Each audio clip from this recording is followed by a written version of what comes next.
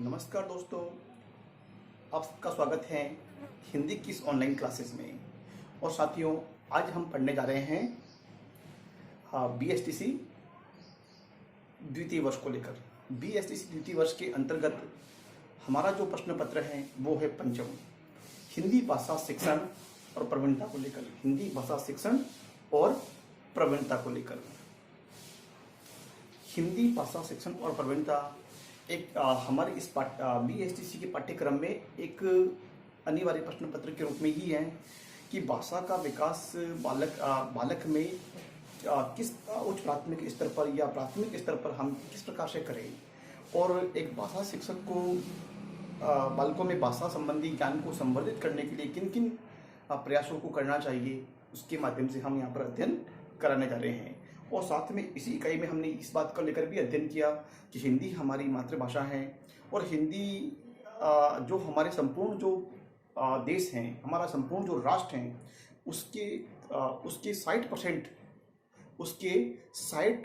भाग पर हिंदी भाषा को बोला, पढ़ा, लिखा और समझा जाता है। लेकिन इस 60% जो भूभाग है हमारा इस राष्ट्र का, इसी 60% भूभाग के में निवास करने वाले तकरीबन 75% जैसे लोग हैं जो मातृभाषा के रूप में हिंदी का उपयोग करते हैं अपने पढ़ने में, लिखने में, दैनिक जीवन में, या साधारण बोलचाल की भाषा के रूप में हिंदी को मातृभाषा के रूप में सुनते हैं, समझते हैं, पढ़ते हैं, लिखते हैं एवं उसी में अपना पत्र व्यवहार एवं विभिन्न साहित्यिक गतिविधियां या अपनी औपचारिक या अनौपचारिक भाषा के रूप में उसी के साथ में अपने आप को एक मतलब अंतर संबंधित बनाए हुए हैं। तो साथियों, हम इसके पूर्व के वीडियो व्याख्यान में भी हमने अध्ययन किया। आज का जो हमारा प्रकरण है वो प्रकरण है हमारी जो इकाई है उच्च प्राथमिक स्तर पर भाषा शिक्षण के उद्देश्य। उच्च प्राथमिक स्तर पर भाषा शिक्षण के उद्देश्य को लेकर हम यहाँ अध्ययन करने जा रहे हैं। तो इससे पूर्व के वीडियो व्याख्यान में हमने एक जो ज्ञानात्मक पक्ष है मातृभाषा शिक्षण के जो उद्देश्य हैं, उसका जो पहला जो उद्देश्य है ज्ञानात्मक, उसको लेकर हमने अध्ययन किया है। लेकिन साथियों, यहाँ पर हम अध्ययन करने जा रहे हैं वो है दूसरा जो बिंदु है इसका, जिसका नाम है कौशलात्मक या बोधात्मक उद्देश्य। कौशलात्मक या बोधात्मक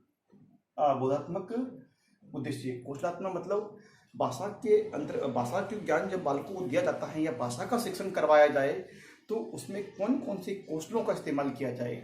भाषा के शिक्षण में ऐसे कौन कौन से कौशल को शिक्षण के दौरान बालक में विकसित करने का प्रयास यहाँ पर किया जाए, ताकि बालक भाषा के ज्ञान को एक सप्रमाणिक ढंग से ग्रहण कर सके, उसे अपने दैनिक जीवन में व्यवहार के रूप में अपना सके। तो आइए हमने उससे कुछ बिंदुओं के माध्यम से यहाँ पर सीखने और समझने का प्रयास किया है कि हम यहाँ पर कौन कौन से बिंदुओं के माध्यम से हम कौशलात्मक उद्देश्य को संवर्धित कर सकते हैं। तो सबसे पहला बिंदु साथियों हमारे समक्ष जो है वो इस प्रकार से है कि सबसे पहला, दूसरों द्वारा वर्णित या पठित सामग्री सुनकर अर्थ ग्रहण करने की योग्यता प्राप्त करना। जब बालक में हम इस प्रकार की योग्यता को प्राप्त करने के लिए हम एक कौशल को विकसित करेंगे जिसमें क्या होगा, दूसरों द्वारा वर्णित या पठित जो सामग्री है, विषय वस्तु है, कोई कंटेंट है, उस कंटेंट के माध्यम से मतलब बालक जब कोई दूसरा व्यक्ति पढ़ रहा है या दूसरों द्वारा कोई वर्णन किया जा रहा है किसी विषय वस्तु को लेकर, तो बालक में ऐसा कौशल विकसित किया जाए ताकि वो बालक उस वर्णित की हुई सामग्री को सुन सकता है और सुनकर समझेगा और समझकर उस पर प्रतिक्रिया अपनी दे सकता है। तो ऐसी योग्यता एवं ऐसे कौशल को विकसित करने के लिए हमें इस कौशलात्मक या ज्ञानात्मक बोधात्मक, जो सुनकर उसको ज्ञान प्राप्त हो, उसको बोध प्राप्त हो, उसका बोध अर्थ ग्रहण कर सके। अगला जो बिंदु हमारे सामने है वो है शुद्ध एवं स्पष्ट वाचन की योग्यता प्राप्त करना। इस कौशल संवर्धन के दौरान इस उद्देश्यों की मतलब प्राप्ति हेतु हमें एक अगला बिंदु ये भी हमें महत्वपूर्ण लगता है कि शुद्ध एवं स्पष्ट वाचन की योग्यता को विकसित करना या प्राप्त करना। हम बालक को जो पढ़ना लिखना सिखा रहे हैं, कक्षा कक्षीय वातावरण के अंतर्गत बालक को पढ़ना लिखना हम यहाँ पर सिखाते हैं। तो बालक में क्या होना चाहिए यहाँ पर कि शुद्ध एवं स्पष्ट उच्चारण की जो कौशल हैं वो उसमें आ जाना चाहिए।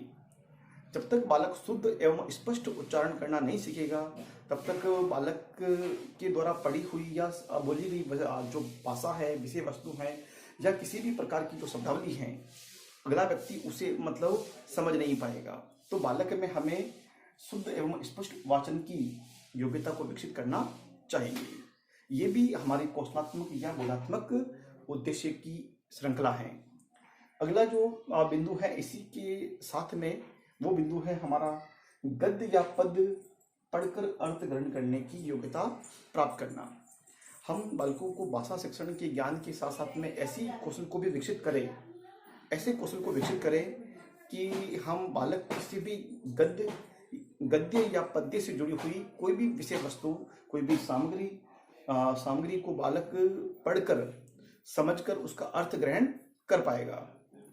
और यदि हम जैसे कोई बाल गीत है, कोई गीत है, कोई कविता है या कोई पद्य है, कोई पदबद्ध रचना है, कोई गज़ल है या कोई भी ऐसी पदबद्ध रचना है, कोई भजन है, ठुमरी है या कोई भी ऐसा पदबद्ध रचना है, उसके अर्थ को समझ सकता है, उसके अर्थ को ग्रहण करेगा, समझेगा और समझकर अपनी प्रतिक्रिया व्यक्त कर सकता है।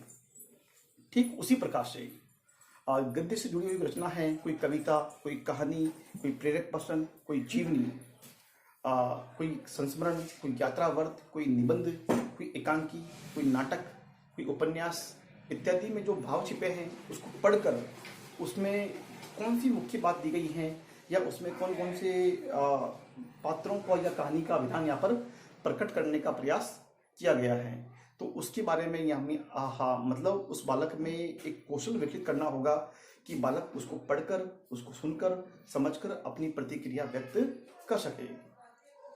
अगला जो बिंदु हमारे सामने है वो है बोलकर अपने भावों एवं विचारों को व्यक्त करने की योजना प्राप्त करना या योग्यता प्राप्त करना। बालक यहाँ पर जब भाषा का शिक्षक होगा, जब बालक में भाषा संबंधी जितने भी तथ्य हैं उनको निरूपण करते हुए बालक में भाषा संबंधित ज्ञान को संवर्धित करने का प्रयास करेगा, तो यहाँ पर उसका एक ये भी नैतिक दायित्व बनता है कि वो अपने भावों एवं विचारों को बालक अपने जो मन में उठने वाले भावों एवं विचारों को बोलकर व्यक्त कर सके और अपनी जो भाषा है उसकी वाणी को मतलब संप्रेषित ढंग से कर सके। जब उसका जो एक संप्रेषण का जो तरीका है वो बिल्कुल सही मायने में नहीं हो पाएगा तो अब अगले वाला व्यक्ति उसको सुनकर समझकर उस पर अपनी प्रतिक्रिया व्यक्त कभी नहीं कर सकता। अगला जो बिंदु है हमारे सामने वो है लिखकर अपने भावों एवं विचारों को व्यक्त करने की योग्यता प्राप्त करना।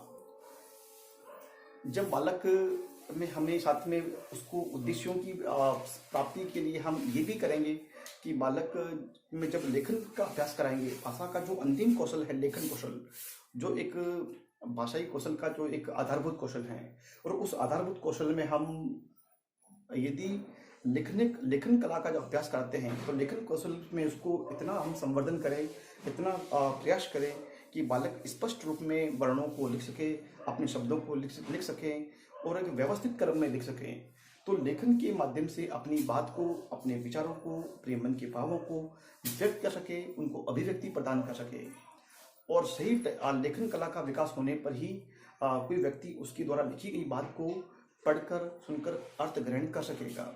और जब स्पष्ट लेखन कला का विकास हो जाएगा बालक में, तभी वो लेखन कला में आगे की जो मतलब भाषा है या साहित्य के लेखन में प्रवृत्त या रचना लेखन में वो प्रवृत्त हो सकता है। तो साथियों, आज के लिए हमने पढ़ा ये अभी जो कौशलात्मक जो उद्देश्य हैं या इसको हम बोधात्मक उद्देश्य भी कहते हैं। तो आज के लिए इतना ही। हम फिर मिलेंगे अगले वीडियो व्याख्यान में। तब तक के लिए बहुत बहुत धन्यवाद। जय हिंद, जय भारत।